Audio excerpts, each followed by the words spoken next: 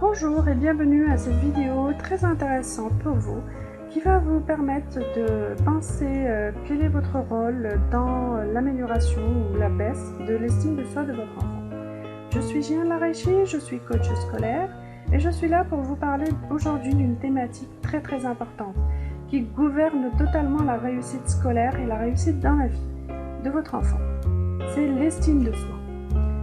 En tant que parent, vous avez un rôle très important dans le développement de cette estime de soi. C'est à travers vos maladresses, vos comportements, votre aide, que votre enfant développe ou une bonne ou une mauvaise estime de lui. D'où le fait de travailler constamment sur vous, sur votre comportement, sur votre langage non verbal avec vos enfants pour développer leur estime de vous.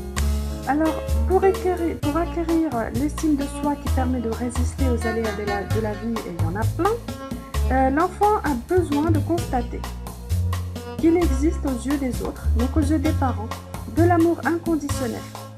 Il doit savoir que vous l'aimez tel qu'il est, avec sa personnalité, ses points forts et ses points faibles, ce qui n'est pas forcément évident. Alors, premier point, travailler sur cet aspect-là. Alors, l'enfant attend qu'on lui indique que vous lui faites confiance et que vous l'estimez capable de se tirer au mieux des embûches de la vie.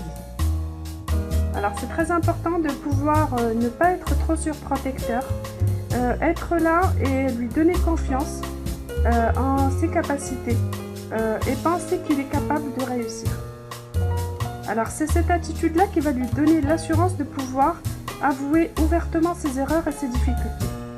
Alors, aspect très important, quand votre enfant vous avoue les erreurs qu'il a fait, les difficultés qu'il a, c'est pas la peine de le critiquer ou de se moquer ou surtout de lui donner le discours moralisateur.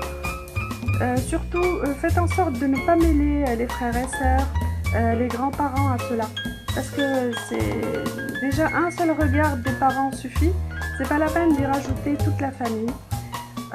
Travaillez sur votre comportement quand votre enfant vous avoue des erreurs. Parce qu'on a tendance à reproduire ce qu'on a vécu quand on était enfant. Quand on était enfant, on nous a sorti le discours moralisateur, on s'est moqué, tout ça. C'est pas la peine de refaire comme ce qu'on a subi. Travaillez sur cela aussi. Alors, pensez que votre enfant a besoin de sentir qu'il peut compter sur vous. Il peut avoir un soutien actif de votre part.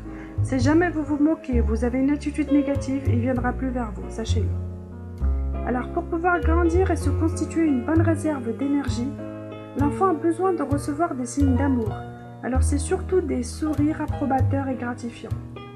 Ce sont des sourires qui viennent réellement du cœur, pas juste qui font semblant. Sachez que votre enfant sait deviner à travers votre regard, votre comportement non verbal, si vous approuvez son comportement ou pas.